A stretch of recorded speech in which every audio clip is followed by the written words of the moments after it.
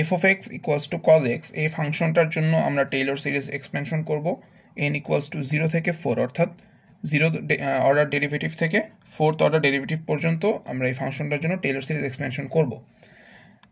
X I plus 1 এর মান দেওয়া আছে π/6, অর্থাৎ এই মানটা যখন আমি এই ফাংশনের মধ্যে বসাই দিব, যে রেজাল্টটা পাবো সেটা হবে আমার এই ফাংশনের একটা ট্রু ভ্যালু। এবং এখানে একটা জিনিস বলা আছে এক্স আই ইকুয়ালস টু π/4, অর্থাৎ প্রত্যেকটা ডেরিভেটিভের যে পদগুলো আসবে সেখানে আমরা এক্স আই এর মান বসাবো, সেটা হবে π/4। এই ম্যাথগুলো শুরুতেই টেইলর সিরিজের যে জেনারেল ইকুয়েশনটা আছে সেটা লিখে নেওয়া ভালো।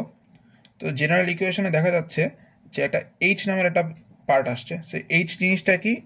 এইচ হচ্ছে এক্স আই প্লাস 1 এর থেকে এক্স আই মাইনাস করতে হবে।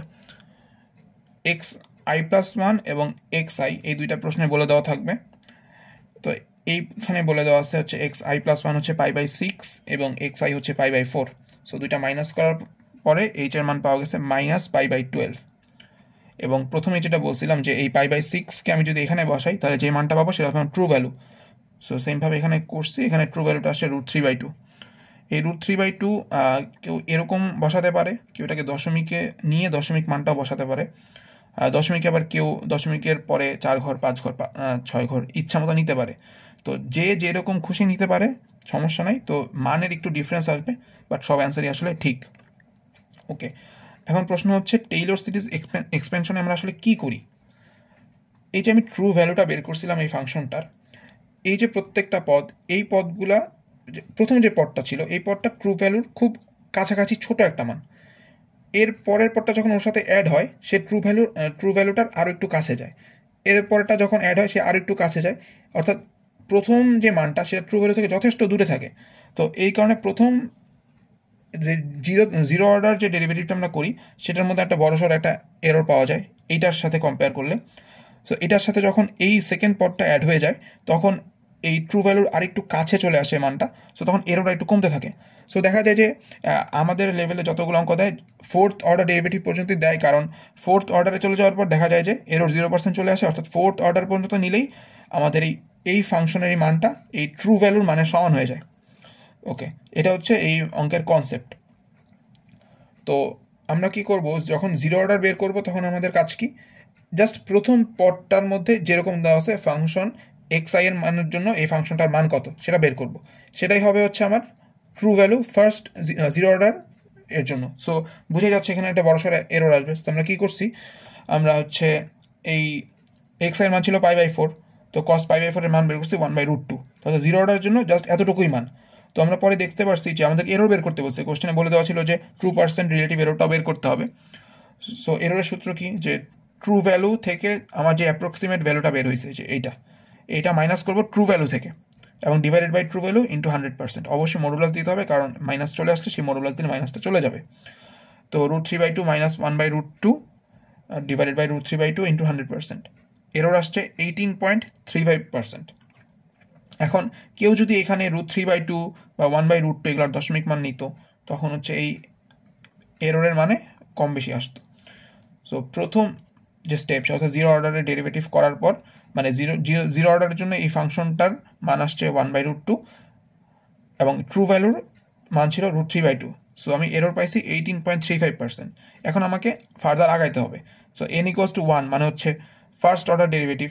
তো সেইটা যখন আমি নিব তখন এই মানটার সাথে, এই যে আমার মানটা আসছিল 1/√2, এই মানটার সাথে এই যে সেকেন্ড যে পদটা আছে এই পদের পুরো মানটা ওর সাথে অ্যাড হবে।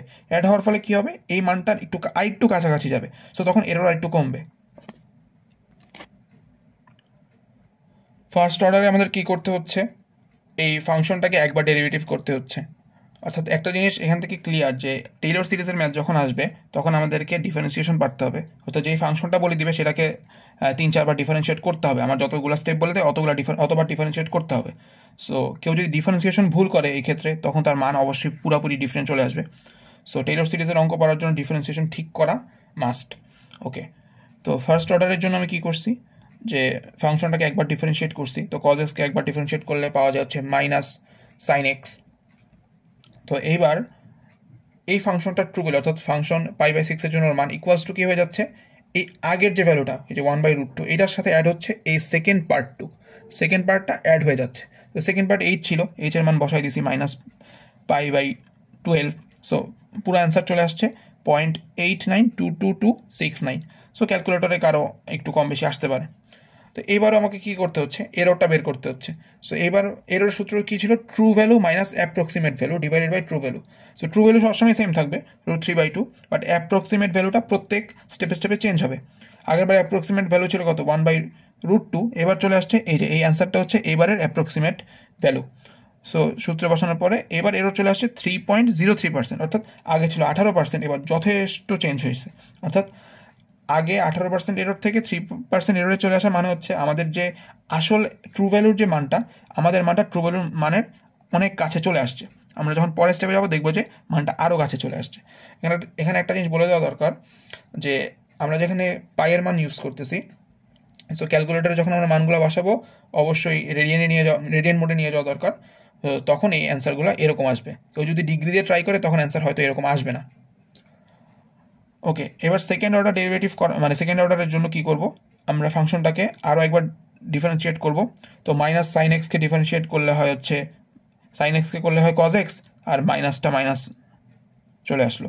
ওকে, এবার কি হচ্ছে, আমরা আগের যে মানটা ছিল তার সাথে এই যে থার্ড পদটা অ্যাড হয়ে যাবে। সো থার্ড পদের মান আমরা বসাই দিছি, এ স্কোয়ারের সময় কী হচ্ছে -π/12কে স্কোয়ার করছি। সো মানটা আসছে কত, এবং এখানে হচ্ছে কী দিছি 2 ফ্যাক্টোরিয়াল করছি, অর্থাৎ 1 × 2 করছি। অ্যান্সারটা আসছে 0.86799947। আবার এরর বের করছি, এবার এরর চলে আসছে 0.227%।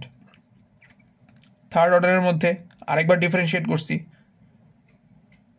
সেখানে কজ এক্সে করলে মাইনাস সাইন এক্স, মাইনাসে মাইনাসে প্লাস চলে আসছে, সো সাইন এক্স চলে আসছে। এই আগের যে মানটা পাইছি তার সাথে এই যে চতুর্থ পদ যেটা, সেটাকে অ্যাড করে দিছি। সো অ্যান্সার চলে আসছে কত, 0.66588004। এবার এর চলে আসছে 0.016%।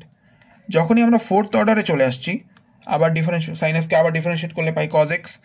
এইবার কি হচ্ছে, এই যে মানটা আছে না, আগের থার্ড অর্ডারে যে মান আসছিল তার সাথে যখন আমাদের এই ফিফথ যে পদ সেটা যখন অ্যাড করে দেওয়া হচ্ছে, অর্থাৎ ফোর্থ ডেরিভেটিভের যে পদটা সেটা যখন অ্যাড করতেছি, আমার এরর যেটা চলে আসছে সেটা আসলে আমাদের এই যে ট্রু ভ্যালু যেটা ছিল, আমাদের যে মান যেটা ছিল সেটা একদম ট্রু ভ্যালুর মানের খুব কাছাকাছি চলে আসে।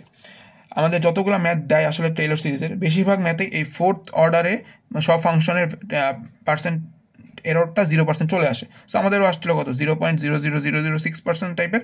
সো সেটাকে আমরা 0% বলতে পারি।